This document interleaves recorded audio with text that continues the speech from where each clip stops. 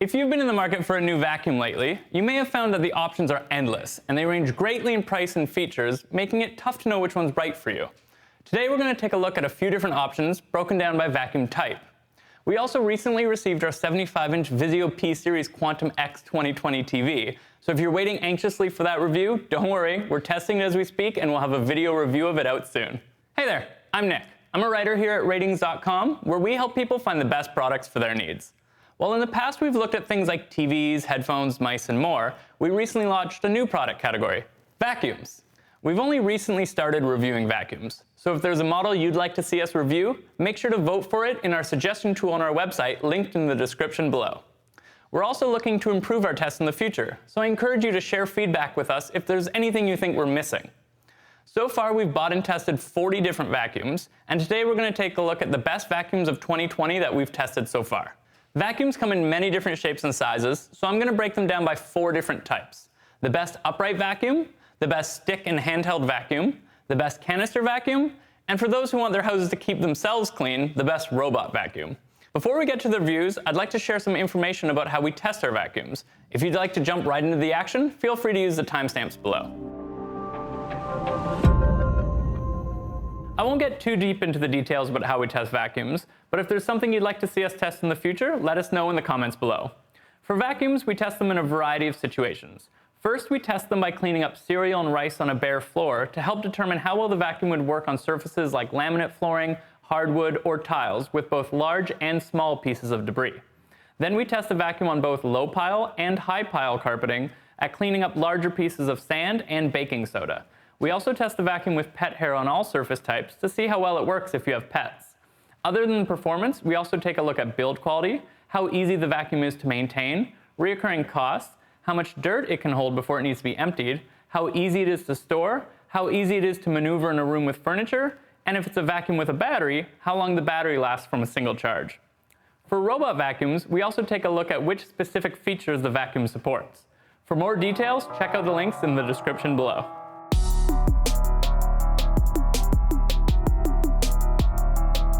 Alright, let's get started with our recommendations. The best upright vacuum we've tested so far is the Dyson Ball Animal 2. Despite being slightly bulky, this vacuum is easy to maneuver around furniture thanks to its ball that can turn easily. It does an outstanding job with all types of floors, but it's best on bare floors where it can easily pick up all hair and small debris, as well as most large debris like cereal, though some larger items can get stuck underneath the head. It's still superb with carpeting as well, and with the brush roll turned on, it easily sucks up 100% of large debris from low pile carpets, though it has a slightly harder time with small debris, only collecting 80%, and around 88% of pet hair. The vacuum automatically detects when you switch surface types, and when moving to high pile carpet, it has no problem with hair and large debris, picking up all pet hair and 86% of large debris like larger pieces of sand. Though like with low pile carpets, it has a slightly harder time with small debris, and with an empty dirt compartment, it collected 78% of the spilled baking soda. Keep in mind that the fuller your dirt compartment is, the less effective the vacuum will be, though generally the Dyson Ball Animal 2 didn't perform that much worse, even with a nearly full dirt compartment. It also doesn't require a bag for the compartment, and the filters don't need to be replaced, which keeps recurring costs down. It's decently easy to maintain, and most components are fairly easy to remove or access. Unfortunately, like with most Dyson vacuums, it's made almost entirely of plastic and doesn't feel very sturdy or durable overall. It's also a bit of a pain to store as it's quite bulky and takes up a good amount of space. It's also a wired vacuum, which may be a bit inconvenient for some people.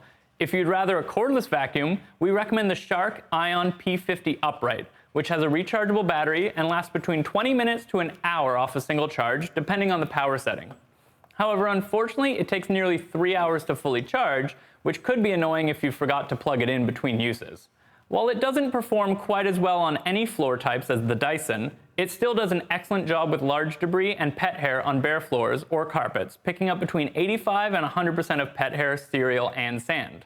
Unfortunately, however, it has a much tougher time with small debris on carpets, picking up 66% of baking soda on low pile carpets and only 47% on high pile carpets.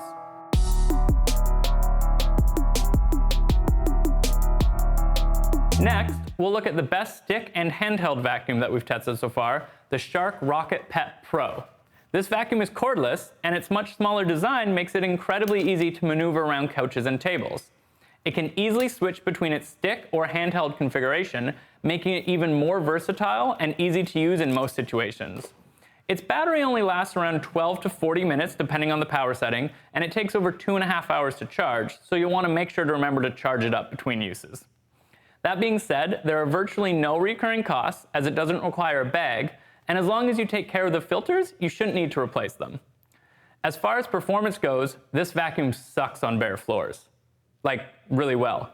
As in, it does a remarkable job. That's a vacuum pun.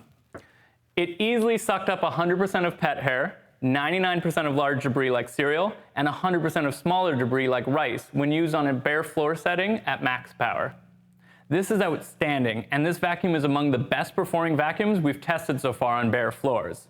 Unfortunately, it doesn't work quite as well on carpets, and on carpet mode, it was able to suck up 100% of pet hair and around 95% of larger sand on low-pile carpets, though it was only able to clean up around 65% of smaller debris like baking soda. When we move over to high-pile carpet, it still cleaned up 100% of pet hair, but does a worse job with other debris, with only around 80% of larger sand pieces and only 40% of baking soda. Moving on from performance, it comes with a few different tools and brushes, including a crevice and upholstery tool and a hard bristle brush, though that's not nearly as many options as some other vacuums. If you want a similar vacuum with more tools and brushes, check out the Dyson Cyclone V10 Absolute.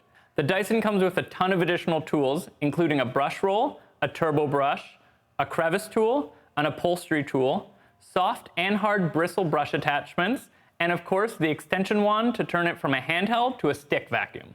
The battery on the Dyson lasts between 9 and around 60 minutes, so a bit worse on max setting, but better on the lowest setting, and it charges in around the same amount of time. As far as performance, it's similar on bare floors, though not quite as impressive. It still gets between 97 and 100% of debris. It performs better on carpets though, getting between 82 and 100% of debris on low pile, and around 63 to 100% on high pile, when using the vacuum with an empty dirt compartment.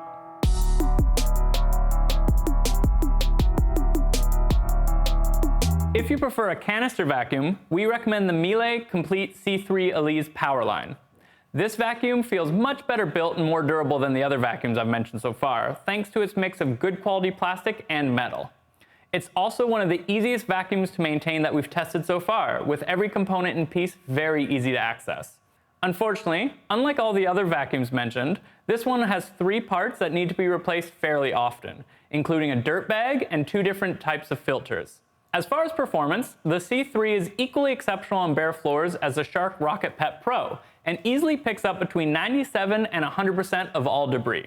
When moving over to low pile carpets, it picks up 100% of pet hair, 92% of large debris, but only 68% of small debris like baking soda.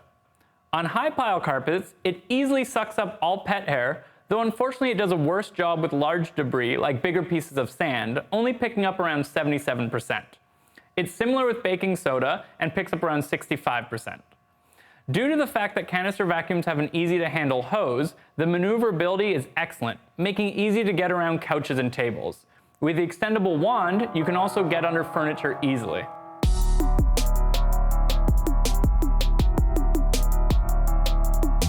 If you like having robots do all the work for you, the best robot vacuum we've tested so far is the Neato Botvac D7.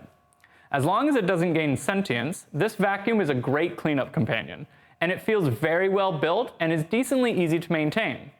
Unfortunately, there are quite a few recurring costs, as both the brush roll and the side brush need to be replaced every 6 to 8 months. Other than that, the filter needs to be changed every 1 or 2 months, and even the battery is only advertised as lasting 1 to 2 years, so if you keep this vacuum for a while, you may have to swap out the battery as well. As is to be expected from a fairly small robot vacuum, it's incredibly easy to store, and it has a charging dock that can easily be placed on the ground. The vacuum even mounts itself onto the charging dock, so you don't need to worry about keeping it charged up between uses. The battery lasts between 100 and 120 minutes off a single charge, which is outstanding, and it only takes just over 2 hours to fully charge. You can remotely control the vacuum via its app on a smartphone or tablet, or you can also rely on it to use smart pathing to determine the best cleaning routes for itself. You can set boundary markers to keep it out of certain areas, and program cleaning schedules as well. As far as performance, it does a remarkable job on bare floors, easily picking up between 97 and 100% of pet hair and both small and large debris. Though it's worth noting that when the dirt compartment was slightly full, it only picked up about 59% of the dropped cereal used in testing. Unfortunately, as well as it performs on bare floors, it's only decent for either low pile or high pile carpets, being greatly outperformed by all other vacuums mentioned so far. With low pile carpets, it picked up 100% of pet hair, but only 77% of the larger sand pieces dropped, and only 52% of baking soda. On high pile carpets, it performed slightly worse, still picking up 100% of pet hair, but only 55% of sand and around 30% of baking soda. Overall, the convenience of having the vacuum clean up for you comes with a bit of a trade-off in terms of raw performance when compared to other recommended vacuums. And overall, none of the robot vacuums we've tested so far do a good job on carpets. It's worth mentioning that to date we've only tested 12 robot vacuums. So if you think a different model should be our top pick, let us know which one, because we may not have tested it yet. So that's it. These are our picks for the best vacuums of 2020. Do you agree with them? Let us know in the comments below. Like I said, vacuums are a fairly new category for us, so we'd love to hear your feedback. If there's anything you think we missed in our test methodology, or any vacuums you want to see us review, let us know in the comments below. As always, I've only scratched the surface of our reviews in today's video, so if you want to see our full reviews of all the vacuums mentioned, check out the links to our website in the description below. If you want to see our test results first as we buy and test new models, then you should become an insider on the website for access to all of our test results before we post the full review. Also, subscribe to our YouTube channel and hit the notification bell to be alerted when new videos drop. Thanks for watching, and I'll see you next time.